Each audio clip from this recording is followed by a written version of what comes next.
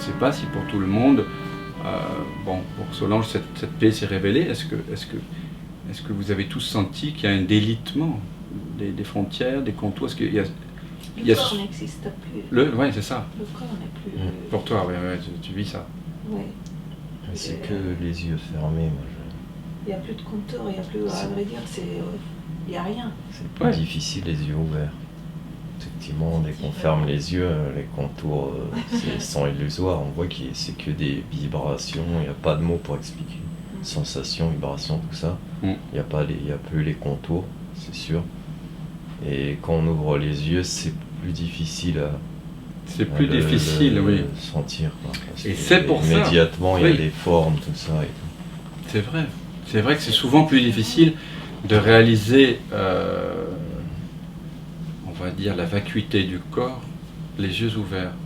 Mais nous avons, dans mon petit sac la malice d'outils, là, il y a un outil formidable qui nous permet de réaliser la vacuité du corps, les yeux ouverts. Et, je vous le donne en mille. La vision sans tête. Ah bah c'est la vision... oui. La vision sans tête. C'est vachement... C'est un super outil, mais quel génial ça. Hein. Ah bah Tout à fait. on se met vraiment à se dire, mais... C'est juste ouvert. La révélation, ça s'est fait pour moi. La révélation. Oui. Que tu n'es pas le corps. Ah oui, complètement. Après, qui c'est qui pose la question? Ok. C'était assez, à vrai dire, il y a pas, c'est une évidence, c'est tellement devant que ça a été immédiat.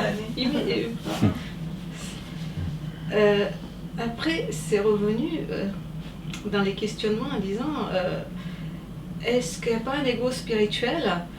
Parce que forcément, je me pose toujours les questions en disant, ok, je ne suis pas le corps. Ça, c'est comment les choses ont été même pas vécues. Il y a eu, c'est bizarre comment. C'est même pas bizarre. Il n'y a pas de mots à expliquer ce qui s'est posé.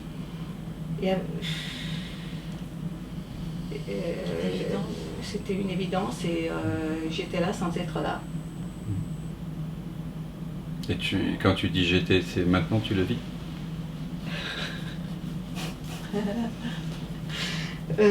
Parce que tout ce qui n'est pas là maintenant et qui était là avant, c'est une expérience avec un début, une fin. Or, je parle de quelque chose et à partir de quelque chose qui n'est pas quelque chose, mais qui est toujours là. Alors, est-ce que c'est là maintenant? Tout de suite, non. Alors, qu'est-ce qui est là? Tu vois, c'est le même cas que Solange. Même si ça paraît être d'un niveau différent, par rapport à la reconnaissance du maintenant, il n'y a pas de niveau. Tu comprends ce que je veux dire? C'est soit c'est reconnu, soit c'est pas reconnu. Même si c'était reconnu pendant 90 ans, là, dans cet instant, c'est plus reconnu. Ah, c'est comme si les compteurs étaient à zéro. Donc, qu'est-ce que tu sens maintenant? Pourquoi c'est pas reconnu là maintenant? Pourquoi il n'y a pas cette évidence là? Maintenant là. Viens avec moi dans le regard. Voilà. Sois là.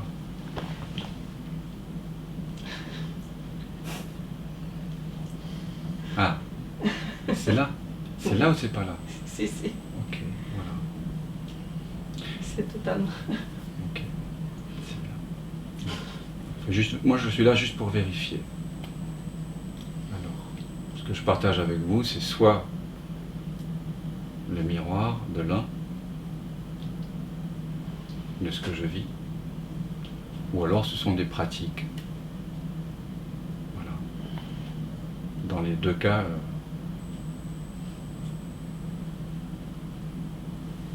qu'importe la bouteille, pourvu que qu'il y ait cette reconnaissance.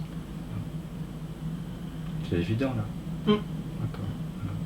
La seule chose que nous pouvons faire, c'est, quand c'est pas évident, on se demande, on fait une investigation. C'est pas par hasard qu'il a appelé ça l'investigation du soi. Parce qu'il semble, je parle Ramana Maharshi, il semble, oui, qu'on soit coupé de ça. Mais est-ce que c'est vrai? Voilà. Non. Voilà. C'était juste un blabla. Voilà. Ok. Alors si quelqu'un veut partager aussi par Zoom, vous êtes les bienvenus. Voilà. Je salue Mireille qui s'est jointe à nous, qui est au Canada. C'est incroyable. Moi, je suis la génération. YouTube. Non, de la génération qui n'a pas connu ça. Enfin, je veux dire. Avant. Oui, dans mes études, quand j'étais à Sciences Po, on avait un cours d'informatique. C'était un cours d'informatique de programmation dans les années 86-89. Vraiment il n'y avait même pas Internet, quoi. On avait le téléphone fixe. Le téléphone fixe, ouais. À la maison. Oui, il fallait être à la maison. Avec le...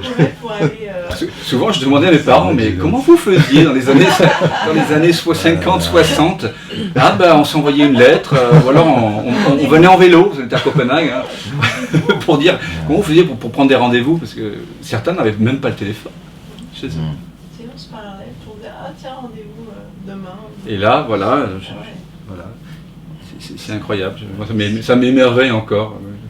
Mais ça, est-ce que c'est le génie de l'ego quelque part, ou est-ce que c'est la présence qui infuse dans l'ego? Parce que c'est un travail de longue haleine, quoi, de découvrir des trucs. C'est la pensée, tout ça, quelque part. Ouais. Est-ce que c'est la pensée en tant qu'outil, alors? La pensée en tant qu'outil, de toute façon. Tu parles de l'ego qui fait, mais il n'y a pas d'ego qui fait. Il n'y a pas d'ego. Ce qu'on appelle l'ego, finalement, c'est une impression. Fabrication. Ouais, c'est une impression qui est très très forte. C'est pour ça que si vous voulez animer un peu un dîner qui tend à devenir un petit peu fatigant, ennuyeux, vous soulevez le problème du libre arbitre. À une époque, ça m'amusait beaucoup, mais bon, maintenant j'ai perdu goût à ce genre d'espièglerie. Mais parce que ça, bien sûr que je choisis mes pensées, évidemment.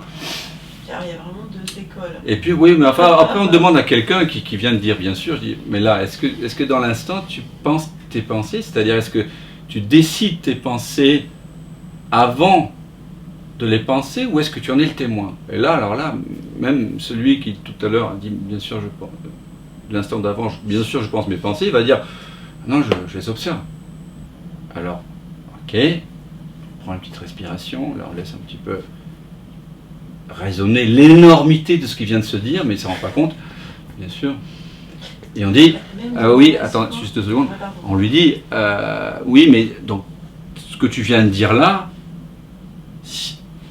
on peut t'en inférer qu'il n'y a personne. Ah non, mais je voulais pas dire ça, alors là, on assiste à un rétropédalage, c'est incroyable, hein. Donc, bon, voilà, c'est parce que l'impression d'être quelqu'un, elle est justement... elle est fortifiée, elle est validée par l'impression de contour dans le corps, par l'impression de malaise, par l'impression de douleur, par l'impression de souffrance, par l'impression de ceci, de cela, les contractions, les nœuds, les machins.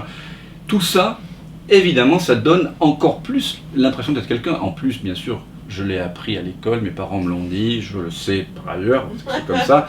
Mais en plus, le corps, avec ses impressions, il va nous valider. C'est pour ça que toute l'approche du ressenti, sentir le corps, faire l'unité avec, et voir que le corps, finalement, ce n'est qu'une construction mentale de peurs et d'affirmations, de désirs et de peurs. Parce que quand on va vraiment explorer le corps sensoriellement parlant, quand on commence à sentir le corps, on le sent, on le sent, on le sent, on le sent, on le sent, on le sent, puis tout d'un coup, on ne le sent plus. Mais que plus on sent, moins on sent. ça. Donc c'est une voie, c'est la voie de l'amour. Moi, ce que j'appelle, Ramana Maharshi disait qu'il y avait deux voies. Il y avait la voie de l'investigation du soi, hein, retourner l'attention vers, donc le mental vers sa source, de ramener. Qui pense, qui parle, qui ressent la douleur, qui ressent l'impression, qui parle, qui existe, qui fait l'expérience. Et on va vers le qui, mais on se rend compte qu'il n'y a pas de qui. Il n'y a plus de réponse. Voilà. Et l'autre, c'est la voie de l'amour. Et il disait, l'autre voie, c'est la voie de l'abandon à Dieu. Bon, lui, il disait à Dieu. Mais moi, j'ai découvert que ce qu'on appelle traditionnellement en Inde la bhakti yoga, on peut très bien le pratiquer en faisant l'unité, non pas avec un Dieu, parce que nous, ça ne nous parle pas trop. Là, il y a beaucoup d'athées, là, je vois d'ailleurs. Je plaisante. Mais Dieu, dans le sens où il dit s'abandonner à Dieu, c'est finalement c'est faire l'unité avec, pour moi en tout cas. Alors qu'on fasse l'unité avec une peur, avec un désir, avec une expérience, avec un son, avec une tension, avec une impression du corps, avec l'impression qu'il me manque quelque chose, qu'importe. Si je fais l'unité avec, pour moi c'est comme la dévotion. Parce que ça se fait de façon dévotionnelle, vous ne faites pas l'unité comme ça intellectuellement. Non, ça coûte quelque chose. On se donne, on se brûle les ailes, on est comme l'éphémère qui vole vers toi flambeau et dit bénissons, qui vole vers toi chandelle, vous savez, dans le poème de Baudelaire. Éphémère vole vers toi flambeau et dit bénissons ce flambeau, quelque chose comme ça. L'éphémère, il cherche quoi? Il cherche la chaleur de la flamme, il cherche la lumière, il volette autour, hein, il tourne autour du pot, comme les chercheurs spirituels, et à un moment donné, paf, il se brûle l'aile, il se consume. Et en fait, ce qui se consume quand on fait la pratique du senti, c'est tout ce qu'on n'est pas, vraiment. Mais parfois, ça demande un certain courage, ou je sais pas, un peu de folie, d'audace, on peut appeler ça comme on veut, que de se donner complètement, s'abandonner. Mais pour moi, donc, l'abandon à Dieu, quand Ramana Maharshi dit il y a deux voies, il y a l'investigation du soi, ou l'abandon à Dieu. Pour moi, dans l'abandon à Dieu, bon, on est dans un cadre indien, donc il y a des, je sais pas combien de millions de dieux là-bas, il y a un Dieu à tous les coins de rue. Je ne sais pas si vous avez été en Inde, mais c'est très, très impressionnant. Il y a des temples partout, des bénédictions de partout. Enfin, bon, nous, on n'a pas cette culture. Mais nous, on a beaucoup d'émotions, on a beaucoup de pathos. Et ce pathos-là semble souvent être un empêchement à réaliser notre vraie nature. Donc, ok, abandonnons-nous au pathos, faisons l'unité avec. Faisons l'unité avec tout. Ça, il faut un certain courage d'être cette petite poupée de sel. Vous savez, vous connaissez cette histoire, la poupée de sel? Je la rencontre souvent parce que je l'adore. Je crois que je l'ai trouvé dans un livre sur la transe, que citait le livre d'un ami, Alexandre Quaranta, qui s'appelle S'étonner d'être. Et je l'ai retrouvé chez Ramana Maharshi d'ailleurs, mais je ne sais plus la référence. Et donc c'est l'histoire d'une poupée de sel qui est très curieuse, qui se promène dans les paysages divers et variés. Et elle découvre le monde, elle est toute pleine d'étonnement, comme un enfant. Puis elle se retrouve devant un paysage mouvant, comme ça, bleu, vert. Et elle dit, mais tu es qui? Qu'est-ce que c'est? Et la mère, elle dit, je suis la mère. Et la petite poupée de sel dit, je ne comprends pas. Alors la mère dit, ben, c'est comme ça, je suis la mère. La petite poupée de sel, mais ça me dit rien. Alors la mère dit, ben, rapproche-toi. Et là, elle se rapproche. Ah là, elle a une sensation incroyable, délicieuse. Un peu comme la Madeleine de Proust, si vous avez lu Proust. Le moment même, le premier moment, il ne sait pas pourquoi, il sait même pas que c'est entre guillemets par l'entremise de la Madeleine. Il a une sensation d'être-té, de présence. Et la petite poupée, elle sent ça. Mais au lieu de faire comme Proust dans La recherche du temps perdu. Tu n'es plus muette. Attends, s'il vous plaît. Voilà, je ne sais pas ce qui s'est passé, mais. Donc, au lieu de faire comme dans la Madeleine de Proust, chercher l'origine et mettre cette sensation délicieuse en mots, et donc de faire un roman de 2000 pages, tant mieux que ça existe, c'est très très beau, La recherche temps perdu. J'ai lu que les 3 premiers tomes, mais qui sait un jour peut-être. Eh bien au lieu de faire ça, au lieu de vouloir comprendre cet étonnement, eh bien la mère invite la petite poupée de sel à aller encore dans la rencontre avec la mère. Et plus elle avance dans la mer, et plus elle a l'impression de comprendre, évidemment elle disparaît. Et elle dit, mais qu'est-ce que tu fais? Je vois mes jambes ont disparu. Et la mère dit, tu veux comprendre qui je suis? Elle dit, oui, alors il faut que tu me donnes quelque chose de toi. Et je vais te donner la connaissance. Et là, la poupée de sel, elle veut avant tout la connaissance. Et donc, juste avant de disparaître complètement, on entend « Je suis la mère ». C'est ça, faire l'unité. Donc évidemment, oui, on donne quelque chose, mais on donne ce qu'on n'est pas vraiment.